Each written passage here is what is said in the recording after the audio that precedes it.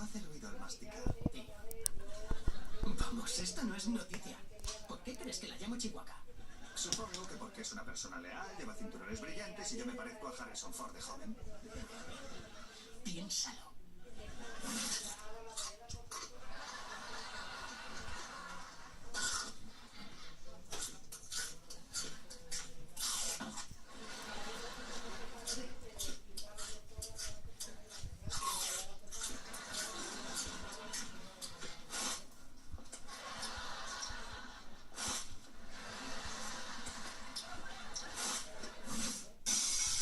Joder. En serio, colega, es la cosa más cruel que me has hecho en tu vida. Creía que lo sabías. La otra noche cenamos costillas y parecía que estábamos en Parque Jurásico. Ja, ja, ja, ja, ja. ¿Sabes qué? Da igual. Pero no dio